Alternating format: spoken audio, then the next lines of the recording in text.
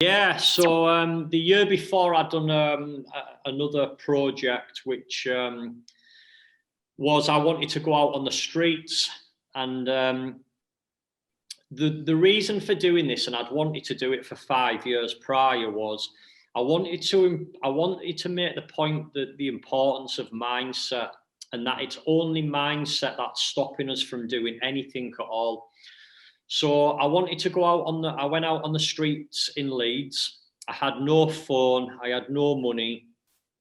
And I wanted to go live on the streets, and I set myself a series of tasks. And the point I wanted to make was we can move out of our situation and improve wherever you are now, whoever's watching this, there's a better version of you, and there's a better place. And I always say be grateful for where you are, but always have a desire for more. And I wanted to make the point that we can improve our current situation. So I went to Leeds. My partner wanted me to have a mobile phone. I wasn't willing to do that. So I went out there and I took heroin. So I wanted to, because I knew people would say, well, it's all right for you. You're only out there for so long, and these people are on heavy addictive drugs. So I went and took heroin to get myself addicted to that. And I remember the sort of first night of doing that, being in the car, and I was scared. And it's not often I'm scared, because people had said to me, one guy said something to me about a week before, and I fucking wish he hadn't, because I thought, shit, I need to blank that out, because he said to me, you've probably got the mental strength to do heroin and it not having any long-term impact and you being able to get back off it, but it can change the chemistry in your body, and you may never feel the way you do right now. And because I'm in such a good place, I thought, shit, I never really considered that. I was already committed by that point. It was already happening. I thought, I'm not going to own that story. I'm just going to blank that out. And I remember that first night of being with a guy that we'd sort of brought in, who was an ex-heroin addict, to do it. And he was sort of burning the heroin and that smell. And doing that for the first time, and that impact that it had on me, it just literally, it just wiped me out. I was just gone. And the guy who we done it with, Dean, who did all the media, you can see in them pictures, again, the documentaries on YouTube, and I'm just completely gone. I had no desire to do anything at all. I just felt really warm, and it felt good. And I've admitted that on the documentary, that it was just this really warm, relaxed, content feeling. And I can see why homeless people do it, because I didn't feel cold.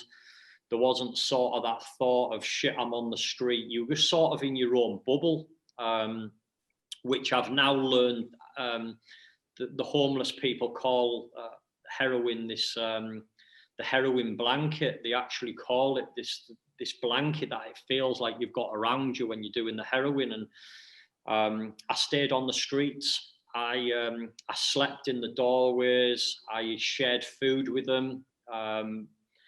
Our camera guy, Dean, he experienced it all as well, firsthand, in terms of the drugs they were taking, watching them taking drugs, watching them buy them, the alcohol, begging for food, begging for money. I really got in there and I'd done the whole thing. And then after we'd spoke to quite a lot of people, and I made some really good friendships out there, we got to a point where I was going to prove now that I could get back off it. And I had to go. I'd grown a big beard, big scruffy beard, hair was all long. So I had to go get a shave, my hair cut, new clothes, an apartment, and a job, all from scratch. Couldn't use any contacts, no CVs or anything like that. Getting the haircut happened really quickly. So I went into the very first barbers I don't know if I just came across a good guy, but I just went in and I had a hidden camera on, and I just said to the guy, I'm homeless. I want to turn my life around. And I need somebody to clean me up. Is there any chance you could give me a shave and cut my hair? And I said, I've only got this money on me. And I think I had like about 50, 60 pence on me or something like that. And the guy said to us, look, I don't want any money, mate. He said, come back at 2 or 3 o'clock and I've got a spare slot. I'll get you whipped up. And went into the barber's, give me a shave, cut all my hair off, smarten me up. I still had all of these smelly, dirty clothes on. And then I confessed to him afterwards that actually I was quite a wealthy guy. And we give him £10,000 of business training for his business, which he was absolutely over the moon with. And I said to him, I'm after some clothes. Where could I get some? And he said, I know there's a guy where I buy some clothes from. He's a really good guy. He might be willing to help you out. We went to this particular place and it was closed. So I went around a number of shops to try and get clothes. A lot of them just kicked me out because I was stinking. I had all of these dirty clothes on, these dirty boots. And a lot of people sort of didn't want me in there. And then I went back to this place and it had opened up again. And I said to the guy, look, I'm homeless. I'm wanting to turn my life around. I've had a haircut and a shave off a guy who knows you. And he just said, yeah, I'll get you sorted out, mate. He said, just go pick a few things that you want. Don't worry about the money. It's good to be able to help you. And he let me pick some jeans, a shirt, a sort of sweet, sort of old style jacket, which looked smart. He only had a pair of 7 shoes. So I had to take these size 7s. It was like a retro type clothing place, and they were too small for me. So I had to walk around with them crippling my feet.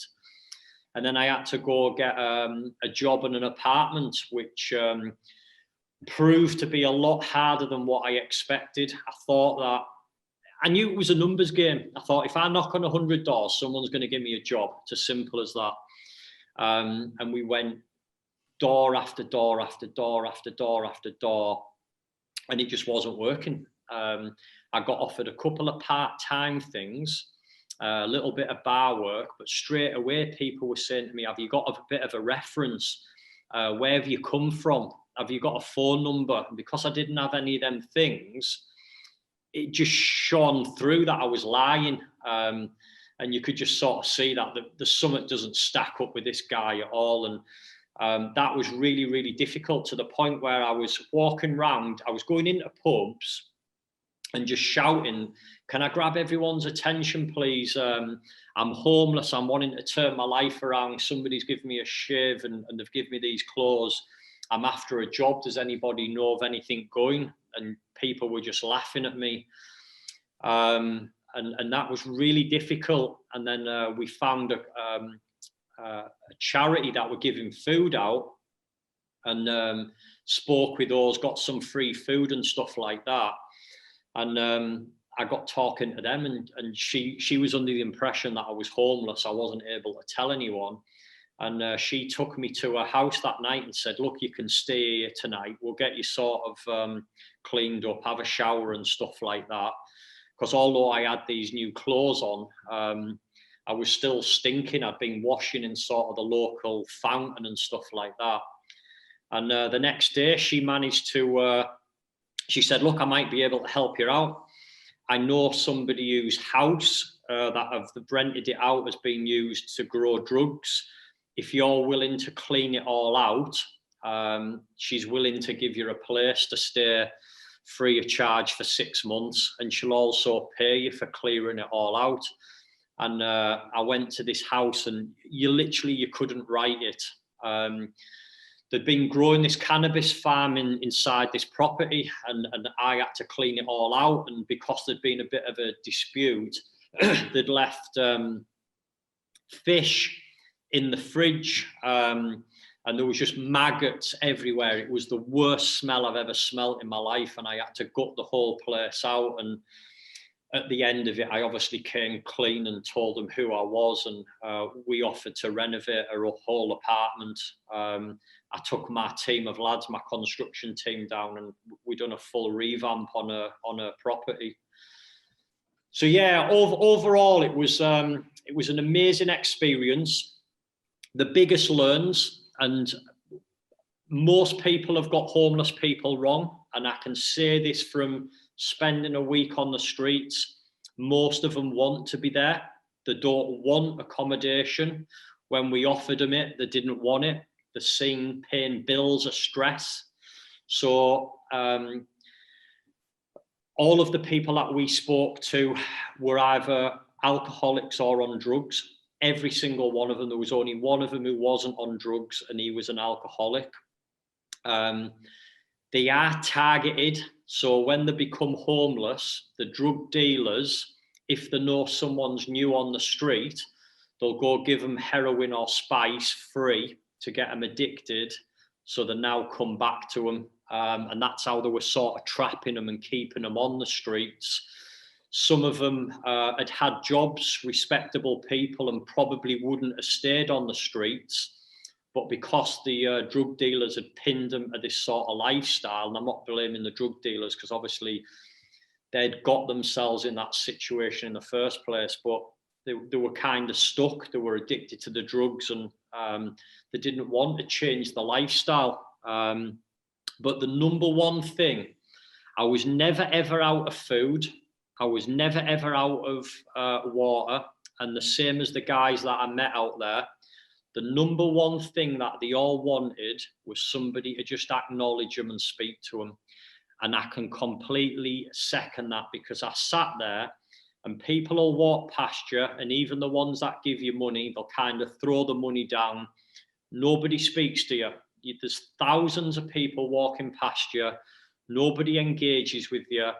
And the amount of people that belittled me and said nasty things about me being homeless and a waste of space and things like that, it was absolutely shocking. And every person that I spoke to and interviewed had all been physically attacked, that had alcohol poured on them, that had been kicked in the sleeping bags. Just brutal. It was a real eye-opener. But again, it's had an impact on a lot of people's lives, and we've been nominated by the Gold Movie Awards for that documentary as well, which is also on my YouTube channel.